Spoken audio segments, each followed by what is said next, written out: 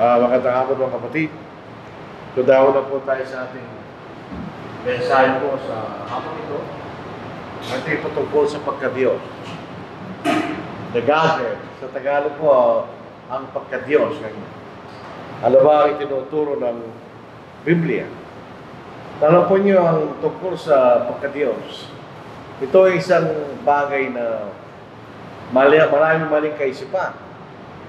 Dahil po sa mga ibang grupo ng pananampalataya. Halimbawa po, may naniniwala na ang malamang ang Diyos. Sabihin, pag sinasabi, binabangkit ang salitang Diyos, ang ibig sabihin, yun ang Ama. So, ibig sabihin, ang Panginoon, hindi Diyos. At ang Espiritu Santo, hindi Diyos. Yung po mga Jehovah's Witnesses, INC, Seventh-day Adventist, at ibang mga klaseng iba-iba pang grupo ng pananampalataya, yun ang paniniwala nila. At sa katunayan, ang Espiritu Santo, sa mga grupong ito ay hindi man persona. Siya ay persona lang ng Diyos kanina. So pag kinikilala nila ang malamang ay ang Diyos. Meron naman pong paniniwala, ito po yung United Pentecostal Church. Ito po ay naibang grupo ng mga Pentecostal. Naniniwala sila ng Diyos ay isang persona lang. Kuminsan, siya ang Ama. Kuminsan, siya ang Anak. Kuminsan, sa Espiritu Santo. So, sa paniniwalang ito, ang Ama, siya rin ang Ama, ang Ama, siya rin ang Anak, etc. So, isang persona lang Diyos. Ang pagkakaiba, doon sa una, ang Ama lang ang Diyos.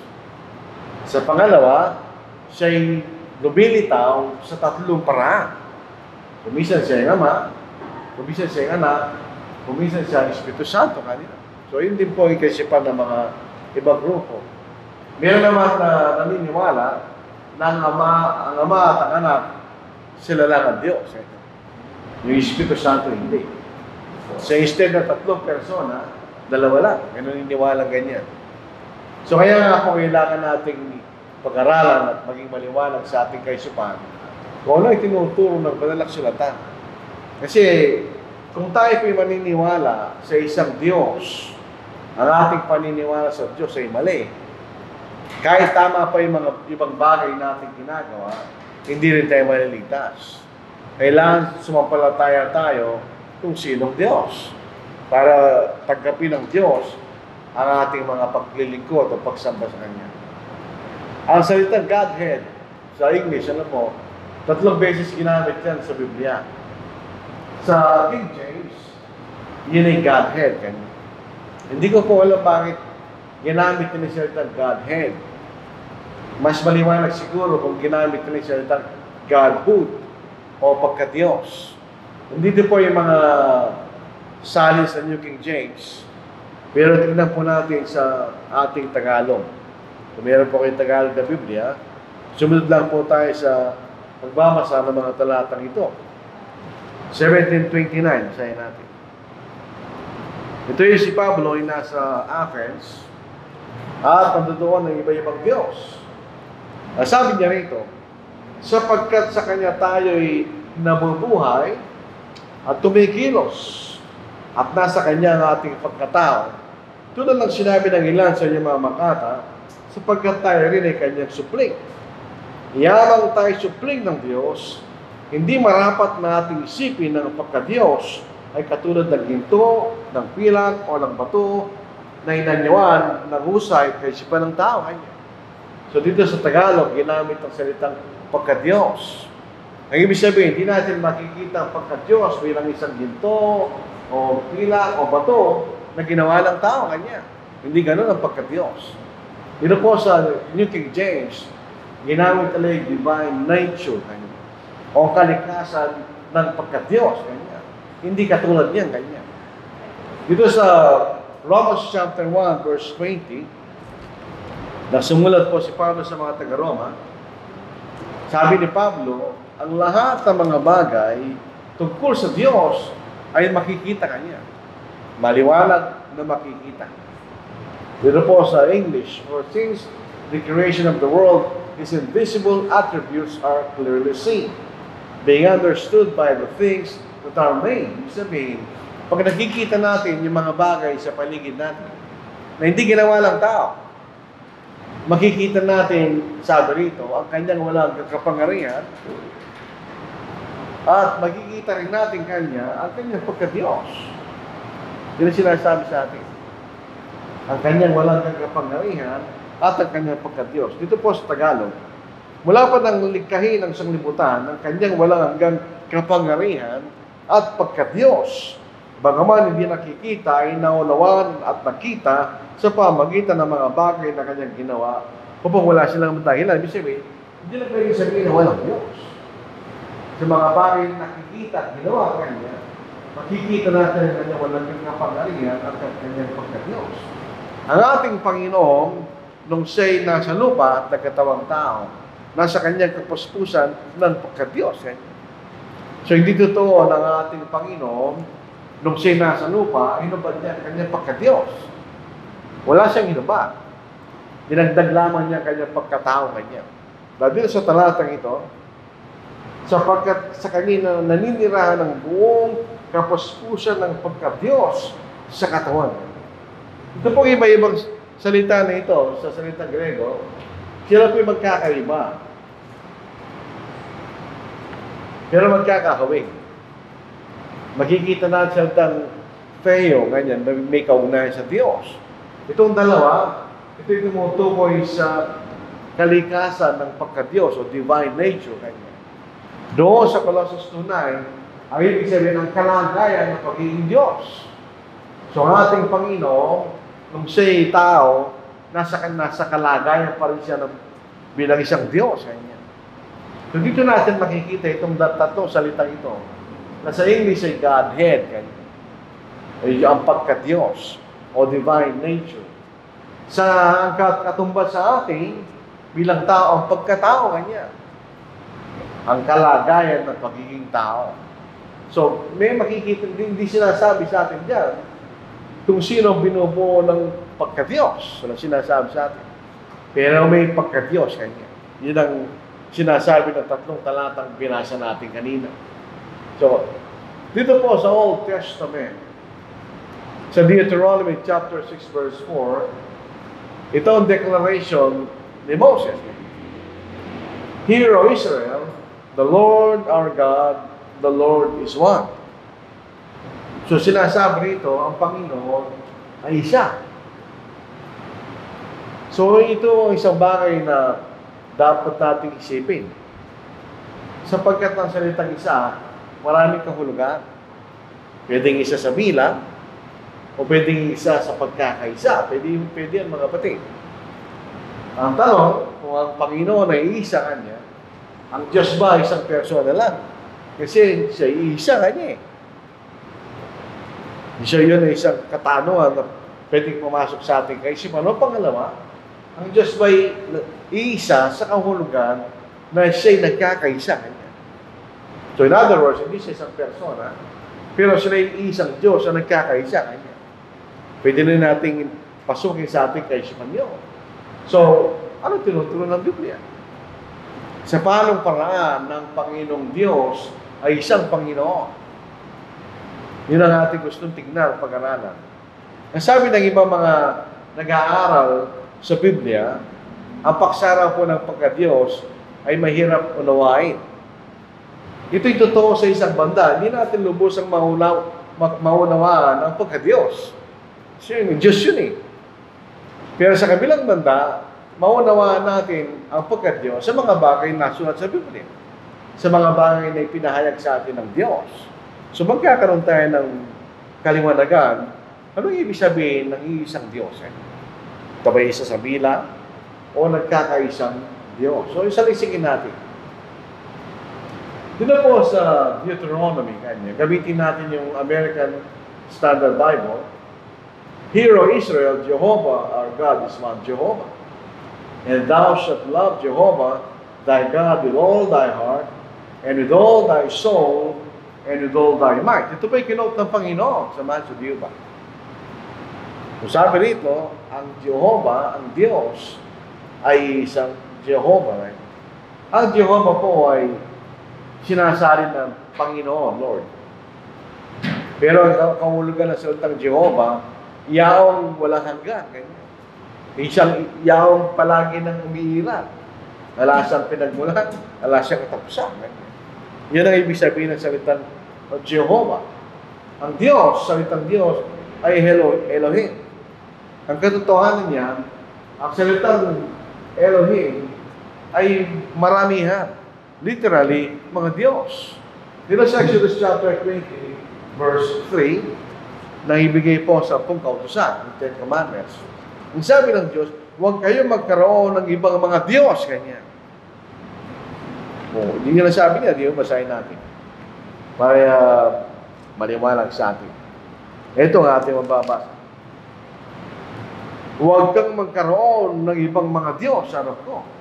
Yung salitang mga Diyos ay Elohim. Yung salitang Diyos sa Deuteronomy chapter 6 verse 4 ay Elohim. So, ibig sabihin, ang mga Hudyo, naiintindihan nila yun. Na ang Diyos ay hindi isang persona lang. Meron silang pagkaintindi doon. Pagkaintindi doon, alam nila yung salita. Yun ang makikita natin. So, sabi rito, isang Jehovah. Ang salitang isa sa talatang ito ay siya rin ang salitang isa sa Genesis chapter 2 verse 24. Ang sabi ng Diyos, at iiwan ng lalaki ang kanyang ama't ina at may kapisan sa kanyang asawang babae at sila magiging isang laman. Yung sabihin, yung mag-asawa, dalawang tao pa rin yan. Pero sila yung isa, kanya. So yung salitang isa yung ginamit ko, yun yung ginamit niya. So makikita natin, hindi ito tumutukoy sa isa sa bilang. Sa isa sa pagkakaisa. Dahil mag-asawa, kahit dalawang tao yan, sino nagkakaisa? Alam, naintindihan ng mga may asawa yan. Ha? Nagkakaisa sila sa kanilang relasyon bilang mag-asawa. Nagkakaisa sila sa kanilang layunin bilang mag-asawa at kung magkakaroon sila ng pamilya. Nagkakaisa sila ng tirahan. Nagkakaisa sila ng kayamanan, no? Kung ano man. Dahil sila nagkakaisa kanya. Hindi sa isa sa bilang. Kaya hindi sa Ezra, chapter 3, verse 1. Yun po sa Ezra, sabi rito, sila ay parang isang tao kanya. May sabihin, yung mga tao rito, para silang isang tao kanya. May sabihin, no? Sila ay nagkakaisa. Hindi naman ang mga tao, ang maraming tao, pwede maging isang tao. Hindi naman pwede yun. Sabi po natin, nang sumapit ang ikapitong buwan, at ang mga anak ni Israel, na sila nasa mga bayan, ang buong taong bayan, ay nagtitipon-tipon na parang isang tao sa Jerusalem. Marami yung mga taong yun. Pero parang lang silang isang tao kanya, ibig sabihin, no? Sila'y gumagalaw na nagkakaisa, ibig sabihin. Ito rin sa Nehemiah, chapter 8, verse 1, na sila'y bumalik na mula sa pagkalipin, at sa tagal ng panahon na hindi na nakita ang kautusan. So excited silang mapag-aralan muli ang kautusan ng Diyos. Siyempre, 70 years, wala silang access sa salita ng Diyos. Kaya dito sa Nehemiah chapter 8 verse 1, ang buong bayan ay nagtipon-tipon na parang isang tao kanya sa liwasang bayan na nasa harapan ng pintuang tubig. Kaya lang sinabi kay Ezra na eskriba na dalhin na aklat ng kautusan ni Moises na ibinigay ng Panginoon sa Israel. So dito maraming tao kanya. Pero para silang isang tao kanya. Ano yung sabihin nun?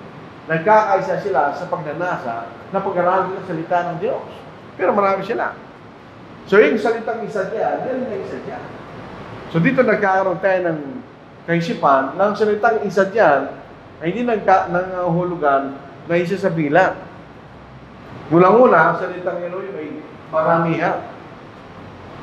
So sila'y nagkakaisang Panginoon.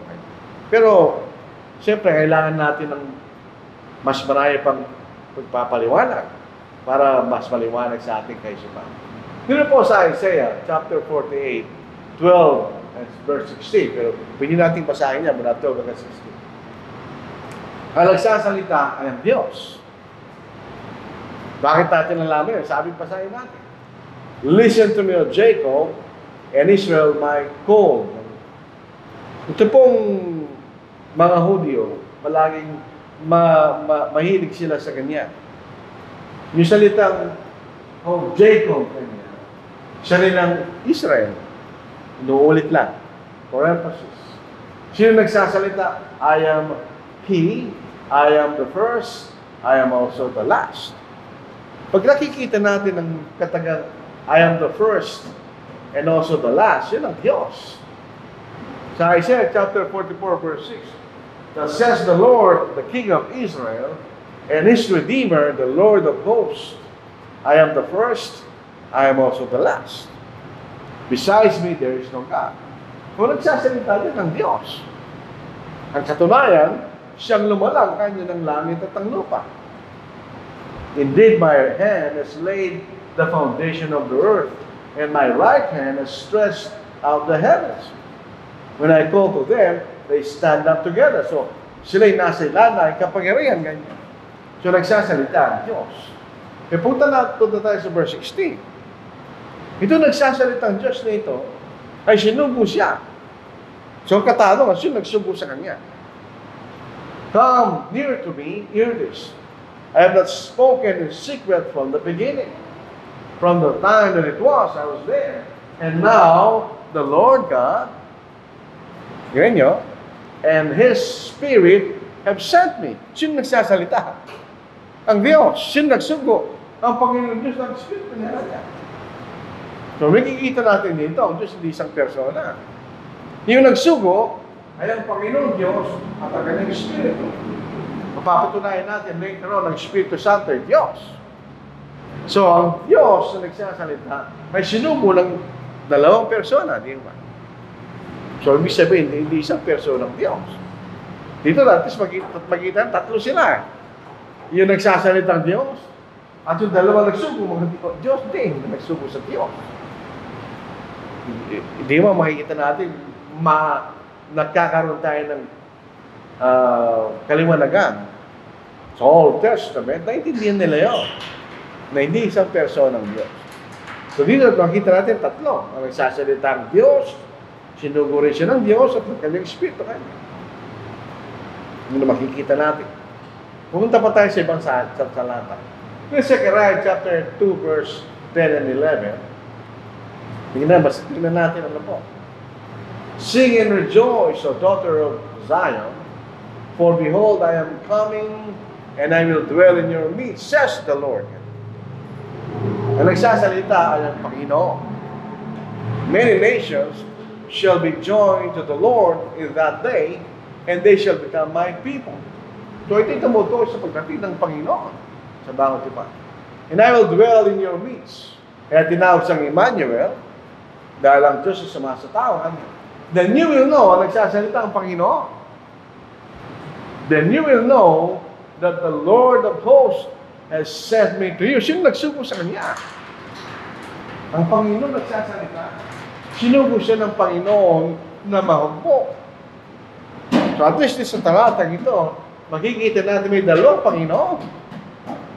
Yung Panginoon na sinugo at yung Panginoon na nagsugo. Ay tandaan natin, sa isang matinong kaisipan, hindi sinasabi ng tao kailanman sa sarili niya, susugo ko sarili ko. Hindi pwede yun. Ang nagsusugo at sinusugo magkaiba yun. So, ilan dito yung nagsusugo at dito rin sinusugo. So, makikita na dalawang Panginoon. Hindi isang Panginoon ang makikita natin. So, yun ang Zechariah chapter 2 verse 10. Ito nila. Ito, pupunta pa tayo sa isa. In Zechariah chapter 10 verse 12. Ang sabi rito, I will strengthen them in the Lord. Ganyan. Sila aking palalakasin sa Panginoon. Ganyan. And they shall know, and they shall walk up and down in His name, says the Lord. Ganyan. Ang sabi ng Panginoon, palalakasin ko sila sa Panginoon. Ganyan. Kung siya rin ang tinutukoy niya, sasabihin sana, palalakasin ko sila sa aking sarili, ganyan. Pero sabi na nagsalitang Panginoon, palalakasin ko sila sa Panginoon, ganyan. Kung makikita natin ng equation na nagsasalita, kung tao siya, ganyan, palalakasin ko sila sa Panginoon, ganyan. Kung siya rin yung Panginoon, palalakasin ko sila. Ay, sarili, ganyan. Hindi yung sinabi niya. Palalakasin ko sila sa Panginoon. Okay? So again, makikita natin, ilang Panginoon. Hindi isa. May nagsasalita at palalakasin niya sa Panginoon. Yung sabi ni Zechariah doon. So, sa Genesis chapter 1, verse 26. Marami nagsasalita dito, yung kausap daw ng Diyos ay mga anghel. Number 1, paano natin nalaman na may mga anghel sa panahon na yun? Hindi natin alam. O for the sake of argument, meron na mga anghel sa panahon na yun. Ang mga anghel, hindi naman sila naglalalang. Sapagkat sila nilalang ng Diyos. Wala silang kapangyarang lamalang. So, noong naglalalang ang Diyos, then God said, let us. Ganyan. Yun eh, plural po yun. Kasama ang sarili niya. Let us make man in our image. Ito po yung interesante pag-aralan. Yung our ay plural. Pero yung image ay singular. Ibig sabihin nun. Yung isa lang kailang larawan. Ganyan. According to our likeness. Ganyan. O, yung our ay plural. Like singular. So, ayon sa ating kawangisan. Ganyan. In other words, magiging kawangis natin sila. Ganyan. Let them have dominion over the fish of the sea. Kaya nga sila ay kawangis ng Diyos. Dahil ang Diyos ay makapangyarihan sa lahat. Ang tao ay magiging makapangyarihan sa kanyang kapaligiran. Ganyan. Let them have dominion over the fish of the sea, over the birds of the air, and over the cattle, over all the earth, and over every creeping thing that creeps on the earth. Sila ay Panginoon. Ganyan. Ang tanong dito, sino kausap ng Diyos? Kasi may kausap siya. Alam naman nagsasalita sa sarili niya. Lalangin natin ganyan. So may kausap siya. Lalangin natin ganyan. So sino kausap ng Panginoon? Eh, yung kausap ng Panginoon, definitely, ay may kapangyarihan na balang. Otherwise, bakit niya imbita maglalang? Wala namang kapangyarihan na balang kausap niya. At yung kausap niya, katulad niya. So, ikausap ng Diyos katulad niya. At meron silang kapangyarihan lumalang. Yan ang makikita nating maunawaan natin sa pangungusap ngayon. Sino kausap niya? Number 1, ang Panginoon. Tingnan po niyo sa John chapter 1, verses 1 to 3. Ang sabi ng iba, ang Panginoon daw ay nilalang lang ng Diyos. At sa pamagitan ng ulang nilalang ng Diyos, ay nilalang yung lahat ng mga bagay, ganyan. Sabi nila. Pero hindi totoo yun. Siya talagang lumalang. Ito hindi siya nilalang. Tingnan natin sa John chapter 1. Sa simula ay ang salita. Sa lumang Tagalog, sa simula yung verbo, ganyan. At ang salita ay kasama ng Diyos. Ang salita hindi nanggaling sa Diyos. Siya kasama ng Diyos ganyan. At ang salita ay Diyos. So in the beginning, bago sila naglalang, kasama na sila. Sa simula ay kasama na silang Diyos. Lahat ng mga bagay ay ginawa sa pamamagitan niya. At kung wala siya, ay hindi nagawa ng anumang bagay na ginawa. Maliwanag ko yan. Kung wala yung salita, dahil alam natin, yun ang ating Panginoon, nagkatawang tao. Ay wala lang, ganyan. Very importante yung salitang yun. Kung wala ang Panginoon, walang malalalang ganyan. So, bisay, meron siyang kapangyarihan ng malalalang. So, Romans chapter 9, verse 5. Dito natin makikita, ang Panginoon ay Diyos. Hindi lang siya tao. May nagsasabi, tao lang siya. Kung siya'y tao, nagkatawang tao nga. Pero hindi siya tao lang. So, Romans 9:5, basahin natin. Sa kanila mga patriarka o mga magulang, at sa kanila nagmula ang Kristo ayon sa laman, na siyang nangingibabaw sa lahat, Diyos na malalahati, magpakailanman. Amen. Dalawang kalikasan niya. Gusto talatang yun. Temporary na siya naging tao, pero talagang kalikasan niya sa Diyos. At sa Colossians 2, binasa na natin kanina, nung siya'y nasa lupa, nasa kanyang kapuspusan ng pagka-Diyos. So, siya Diyos. So, meron siya kapangyarihan lumala at siya Diyos na katulad ng Diyos na nagsasalita. Yung Espiritu Santo, meron din siyang kapangyarihang lumalang. Sa awit, 104 verse 30, at sinugo mo ang Espiritu, sila nangalalang ganyan. Sabi, may kapangyarihan maglalang ng Espiritu Santo, gayon din sa Job, ganoon din ang mababasa natin. Ang Espiritu Santo ay naglalalang. Siya ay natin sa Job. Chapter 33 verse 4. Ito ang ating matutunghayan sa talatang iyon. Ang Espiritu ng Diyos ang sa akin may lalang. At ang hininga ng mga pangyarihan sa lahat ay nagbibigay sa akin ng buhay kanya. So, sino sabi naglalang sa kanya? Ang Espiritu ng Diyos kanya. At ang Espiritu Santo ay Diyos.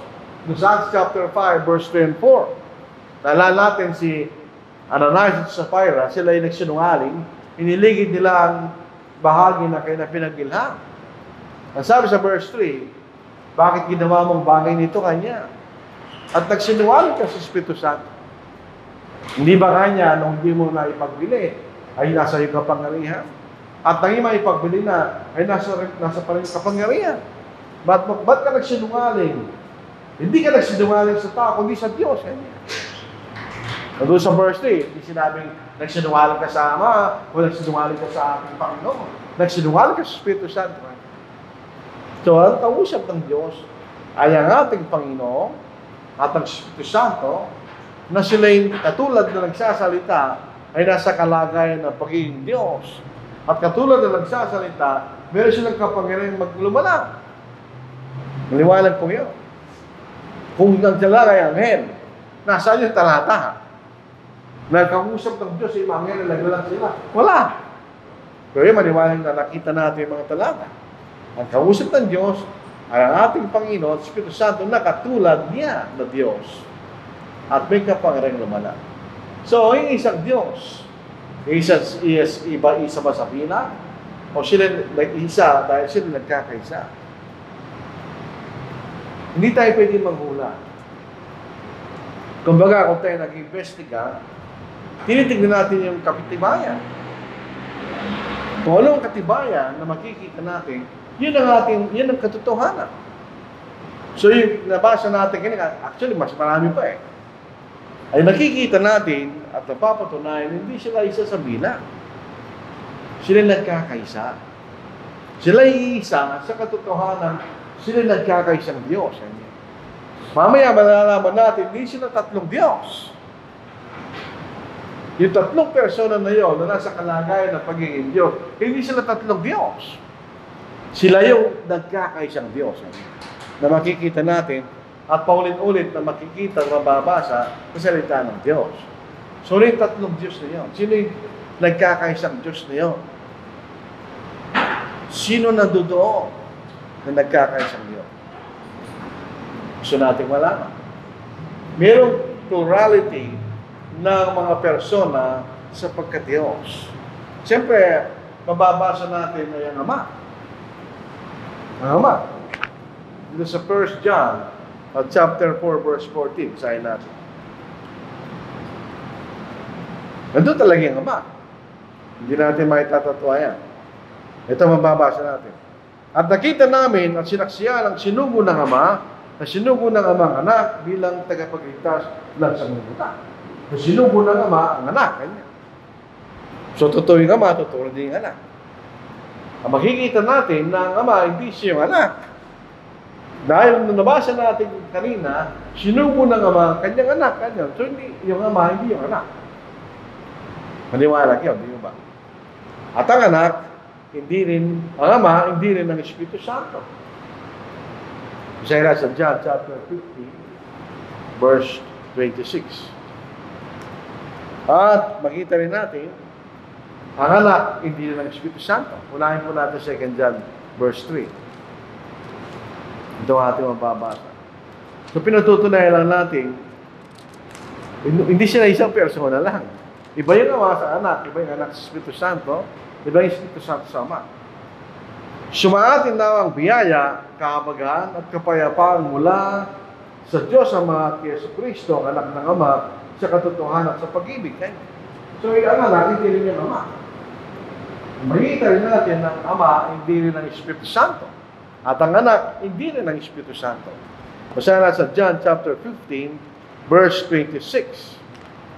Para, siyempre, nag-aaral po tayo. Kailangan natin tingnan. Basahin natin. Hindi tayo pwede manghula. Ito ang mababasa natin. Subalit kapag dumating ng mga aliw, na aking susubuin na sa inyo mula sa Ama. So yung mga aliw, yung Espiritu Santo, hindi siya yung Ama. Ang Espiritu ng katotohanan na mula sa Ama, siya magpapatotoo tungkol sa akin. So sino nagsugo sa Espiritu Santo? Ang ating Panginoon. So ang Panginoon, hindi sa Espiritu Santo, at ang Espiritu Santo, hindi rin silang Ama. So makikita rin natin ang kanilang kalagayan. Ang Ama ay Diyos. Siyempre, hindi siya tao. Siya ay Diyos. Siya ay nasa kalagayan ng pagiging Diyos. Katulad natin, ang mga tao sa mundo, baka 5 billion na. Pero isa lang ang pagkataong ng mga taong yun. Iba-iba yung mga taong yun, hindi sila pare-pareho. Iba-ibang persona nila, pero pare-pareho silang tao kanya. Jude verse 1. Si Judas, na alipin ni Jesucristo, hindi po ito si Iscariote, ibang Judas to. Si Judas, na alipin ni Jesucristo at kapatid ni Santiago, sa mga tinawag na minamahal ng Diyos Ama at iniingatan para kay Jesucristo. Naliwanag doon, sa Diyos. Diyos Ama kanya. Ang ating Panginoon, siya rin ay Diyos. Dito sa Hebrews chapter 1 verse 8, ang tumawag ng Diyos sa kanya ay mismo ay ang Ama. So, hindi natin pwede sabihin kasinungalingan yun. Dahil nagsabi sa atin na siyang ang Diyos ay Diyos, ang mismong Ama. Hebrews 1:8. Ngunit tungkol naman sa anak, ay sinasabi niya, so nagsasalita ang Ama, ang iyong trono o Diyos ay magpakailanman, at ang siyetro ng katwiran, ang isang siyetro ng iyong kaharian. So, ang anak, tinatawag ng Diyos ang Ama. Ang Ama, tinatawag rin Diyos ang anak. In Hebrews chapter 1, verse 8. At ang Espiritu Santo, siya rin ay nasa kalagayan ng pagiging Diyos. Yung sinabi natin kanina. Ulitin po natin. Sa Gawa, chapter 5, 3-4. Ito ang ating mababasa. Acts chapter 5, 3-4. Sinabi ni Pedro, Ananias, bakit napaday ka kay Satanas? At nagsinungaling ka sa Espiritu Santo at itago ang bahagi na pinagbilan ng lupa kanya. Maliwanag yun, nagsinungaling sa Espiritu Santo. Nang ito'y hindi pa nabibili, hindi ba iyon ay nanatiling iyo? At nang may pagbili na, hindi ba nasa iyo rin kapangyarihan ganyan? Bakit hindi po ang mga bagay nito sa iyong puso? Hindi ka nagsinungaling sa mga tao, kundi sa Diyos, ganyan. Pero sabi sa verse 3, nagsinungaling ka sa Espiritu Santo. Pagsamahin yung dalawang talata, ang Espiritu Santo ay Diyos. Kasi yung mas marami pang talata na patutunayan niya na ang Espiritu Santo ay Diyos, katulad ng Ama at ng Anak. Sila yung nasa kalagayan ng pagiging Diyos. So yun ang Diyos. Yun ang pagkakaroon ng tatlong persona sa tinatawag nating pagka-Diyos. Yung nagkakaisang Diyos, yung tatlong yun. In other words, kung nag-iisa yung Ama, hindi siya ang Diyos. Kung nag-iisa ang Anak, hindi rin siya ang Diyos. At kung nag-iisa yung Espiritu Santo, hindi rin siya ang Diyos. Silang tatlong Diyos. Yun ang nagkakaisang Diyos na mababasa natin sa Biblia. So, hindi tatlong Diyos. Sila yung nagkakaisang Diyos. Mamaya, makikita natin, hindi sila gumagalaw na hiwalayin sa isa't isa. Palagi sila gumagalaw na nagkakaisa. Kaya sila yung nagkakaisang Diyos. Ito po, ang tatlong ito, yan ang Diyos. Sila may isang kapamahalaan o otoridad. Ang bautismo ay sa pangalan ng tatlo. Bautismo nyo sila sa pangalan ng Ama, ng Anak, at ng Espiritu Santo. Actually, hindi naman literal na pangalan nyo. Ang ibig sabihin, sa otoridad. So, isang otoridad nila. Kung ano otoridad ng Ama, siya rin ang otoridad ng Anak, siya rin ang otoridad ng Espiritu Santo. So, isang kailang authority. Makikita rin natin, isang kailang kalikasan. Sila sa kalagayan ng pagiging Diyos. Sila yung nagkakaisa. Hindi sila nag-aaway. At isang layunin at kanyang ginagawa kanya. Nagkakaisa sila doon. At makita rin natin, it's yung tatlong ito, sila ang nag-iisang Diyos. Ito ang confusion ng ibang mga nag-aaral sa Biblia. So sa Isaiah 43 verse 10, nang sabihin, maliban sa akin, wala ng Diyos. Hindi ang Ama nagsasalita doon. Meron ba tayong nabasa ang Ama doon? Sabi ng mga Jehovah's Witnesses, pag makausap niyo sila, isa lang ang Diyos ang Ama kanya. Babasahin lang ang Isaiah chapter 43 verse 10. Sayo natin. Kayo yung aking mga sabi ng Panginoon. At ang aking likod, aking pinili, upang inyong malaman na manampalataya kayo sa akin. At ako'y maunawaan na ako nga. Walang Diyos na inanyuan na una sa akin, o magkaroon ng Diyos pagkatapos mo niya. Yan ang alam, kanina. Paano mo sinabi niya ng Ama? Yun po isang fallacy. Yan ang sinasabi, begging the question kanina. Yung dapat mong patunayan, yan ang ginagamit mong katunayan. Hindi mo pwedeng gamitin katunayan yun ng Ama. Wala mo tayong babasa ng Ama doon. Yun ang Diyos. Sa Isaiah 45 verse 5, basahin natin. Ito rin po ating mababasa. Ako ang Panginoon at walang iba. Liban sa akin ay walang Diyos. Aking binibigtisan ka, bagamat hindi mo kilala kanya. Oo, kaya siya ng Ama. Ano yung sabi ng Ama niya? Ayan ang Diyos. Hindi sinasabi siya ng Ama. Doon sa 1 Corinthians 8:5, ganun din.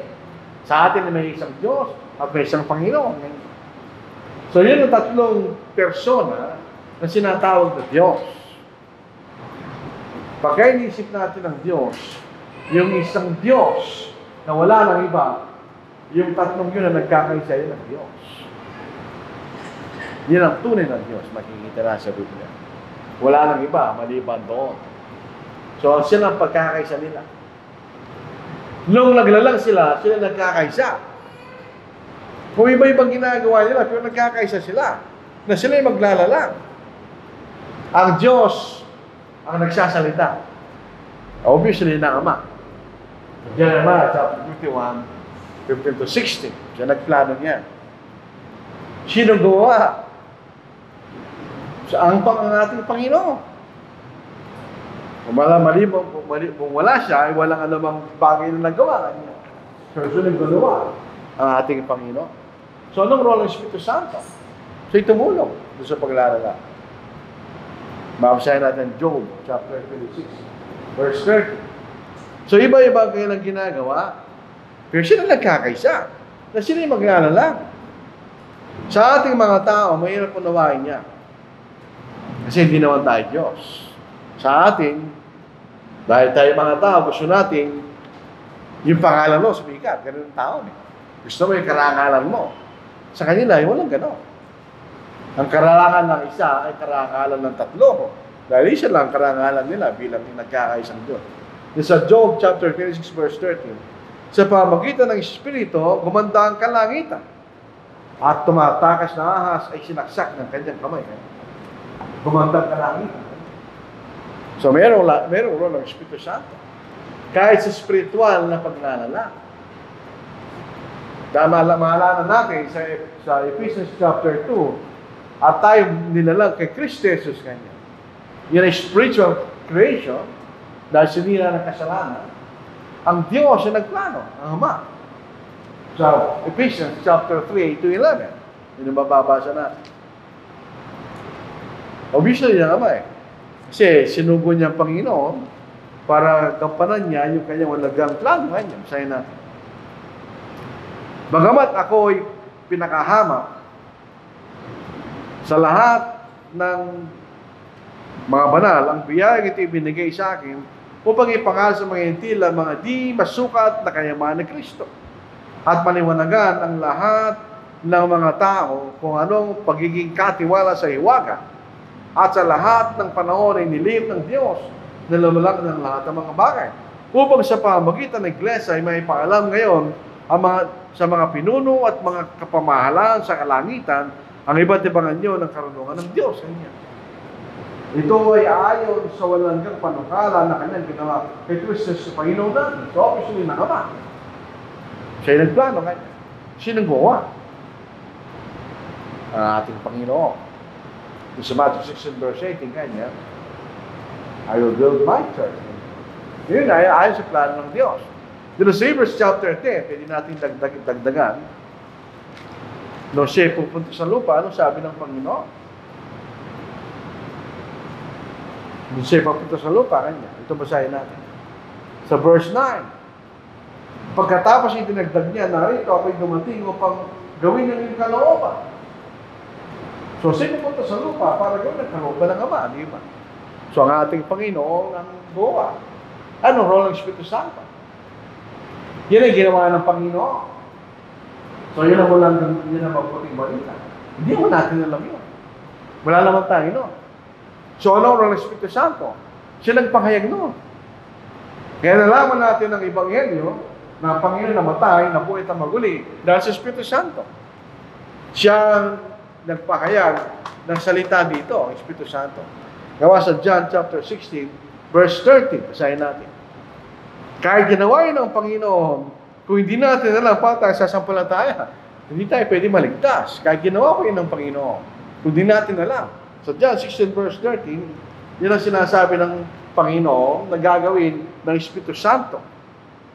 Subalit kapag dumating ng Espiritu ng katotohanan, papatubayan niya kayo sa buong katotohanan. Sapagkat di siya magsasalita ng mula sa kanyang sarili, kundi namang bagay na kanyang marinig, yun ang kanyang sasabihin at kanyang ipahayag sa inyo mga bagay na darating. So kaya alam natin, yan ang Ebanghelyo. Kaya tayo sumampalataya at sumunod. So yan ang bahagi ng Espiritu Santo. Siya nagpatunay na yung salita ay totoo. Hindi siya na nagkakaisa. Kaya hindi, kung wala nga Panginoon, walang maliligtas. Kung walang plano nga wala rin maliligtas. Kung di pinahig ng Espiritu Santo, di na tayo maliligtas. So silang tatlo ay may bahagi at nagkakaisa sa mga bagay na kailang ginagawa. Dito po sa Ephesians. Ito yung tinatawag na pagkakaisa sa kailang gawain ng pagliligtas. Bakit may isang Panginoon? At bakit rin may isang Espiritu? At bakit may isang Diyos na Ama? Ito yung may kaunahan sa kailang gawain. Kapag una tayo sa Espiritu, ang salitang Espiritu, alam natin kung ano ibig sabihin. Hindi siya physical na ninala. Kaya lang, sa Biblia, ang Espiritu ay mayroong ibang connotation. Ang Espiritu ay nagtuturo. Kaya nga, yung mga buluhang Espiritu kanya.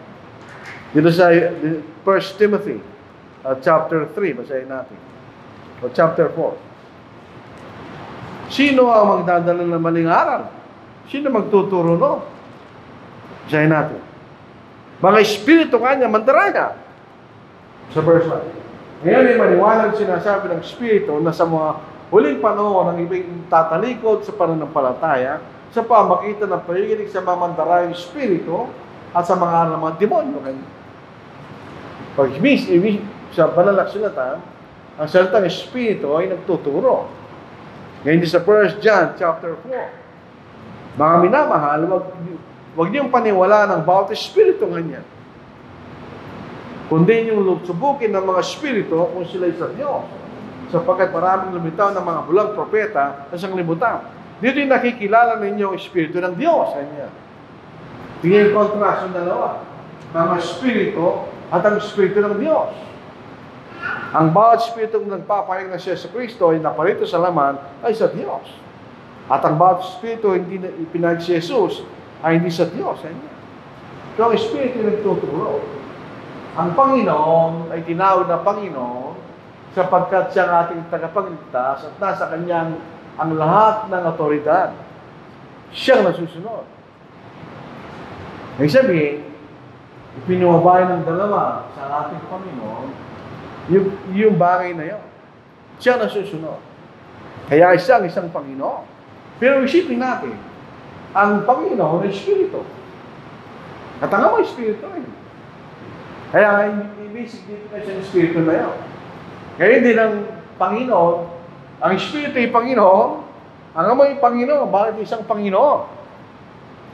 At yung dalawa na yan ay Diyos. Nasa kalagayan ng pagiging Diyos. Pero sinasabi sa Diyos at Ama kanya. So itong role nila sa kaligtasan. Ang Ama at ang Diyos para sa iyong pagkalahatan. At ang Panginoon siya nasusunod at siya nagliligtas sa atin. At ang Espiritu siya nagtuturo sa atin. Kaya doon sa Ephesians chapter 4, yan ang dahilan ba't sila nagtatlo doon. Isang Panginoon, isang Espiritu, isang Diyos, at Ama kanya. Sila ay may kaugnay sa gawain nila. Hindi ibig sabihin sila ay nag-iwalay. Ibig sabihin ng Diyos, hindi Espiritu. Ang Ama, hindi Espiritu. Espiritu ang Ama. At sila rin ay Panginoon. Sa Old Testament, palagi nagsasama, maliit magsama Panginoong Diyos kanya. So sila ay Panginoon. Kaya lang, nagkaroon isang Panginoon Espiritu, isang Diyos at Ama, dahil sa kanilang pagkakaisa sa gawain ng paglililigtas. Yan ang kanilang gawain sa larangan ng kaligtasan. Ito ang panghuli. Ano po? Yan ang pagka-Diyos. Sino-sino natutulong? Yan ang Ama, yan ang Anak at ang Espiritu Santo.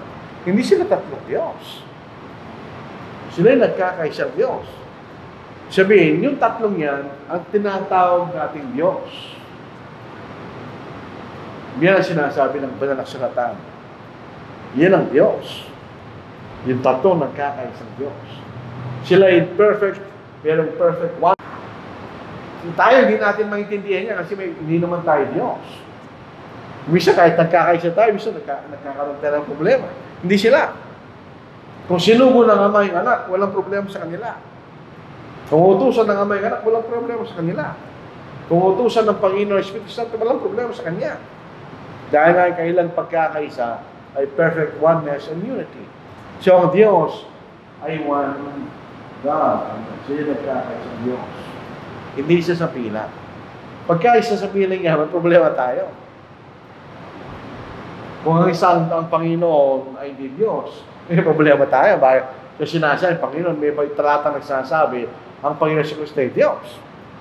Kung paniniwala naman natin Pentecostal Church na ang Ama, siya rin ang Anak, at ang Anak, siya rin ang Ama, ang Ama, Espiritu Santo, at Espiritu Santo, may problema rin tayo. Sinong kausap ng Panginoon kung sino nanalangin? Kung siya rin ang Ama. At kung siya nasa krus, kanina niya ipinagbilis-Espiritu niya kung siya rin ang Ama. May problema tayo. E kung siya rin ang Espiritu Santo, paano niya susuguin yung sarili niya? Kung siya rin ang Espiritu Santo. Pero hindi yun. Hindi siya yung Espiritu Santo na nakita natin kanina. Sila yung tatlong persona na nagkakaisa bilang Diyos. Yun ang Diyos. Yan ang pagka-Diyos na makikita tinuturo sa banal na kasulatan. Tingnan niyo, wala nga problema. Walang problema yan. Walang question talaga yan. Makikita ko sinugo ng Panginoon Diyos at ng Espiritu. No problem. Dahil makita natin yung tatlong yun ang bumubuo sa pagka-Diyos.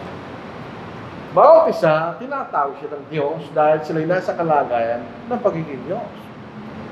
Tulad tayo, bawat sa tayo, tao. Tinatawag ng tao, dahil tao siya. Sila'y bawat sa kanila, Diyos dahil nasa kalagayan sila ng pagiging Diyos. Kaya pag pinag-uusapan natin yung katotohanan ng Diyos, yung tatlong yun nagkakaisang Diyos. Yan ang tunay na Diyos na makikita natin na tinuturo sa Biblia. Ito yung unti-unti pinahayag. Sa Old Testament, hindi natin nababasa yung Ama at Anak. Wala tayong mababasa ng gano'n. Nababasa lang natin sa Bagong Tipan. Nung inutusan ng Ama ang Anak, nung nagawa ng Anak ang kanyang gawain, inutusan din niya ang kanyang Ama. Doon sa John chapter 17. Hindi yung pakiusan. Sinasabi niya sa kanyang Ama, ibalik ko na nga niya ang aking kalalatihan. Nataglay, nakasama kita nga bago natin lalagyan ng isang libre, ibalik mo na yun nga. Kasi nagawa ko na yung gawain na sinasabi mo, at ako'y nagkatawang tao. Pero ngayon, ibalik mo na nga. Sayin natin. This is verse 5. Ngayon, Ama, lulatiin mo ako nga. Nga ako, nilulahati kita. Pinakilala kita bilang tunay na Diyos. Ako naman ang lalatiin mo nga. Lalatiin mo ako nga. sa iyong harapan ng kalalati ang aking tinaglay sa harapan mo bago nagkaroon ng sanglibutan ngayon. So, ibig sabihin, yun ang kalagayan ng una. Nung natapos na nilang gawain, nagbalik lang sila sa dati nilang kalagayan na nagkakaisang Diyos sa langit. Ito po ang ating pag-aaral tungkol sa pagka-Diyos. Sabi nila, mahirap intindi. Kailangan mo pag-aralan. Pero lahat po ng karunungan ay may susi. Pag nakita natin yung susi, makakapasok tayo sa pagkaunawa na sinasabi ng Diyos tungkol sa pagka-Diyos. So ito po ang ating mensahe po sa hapon ito.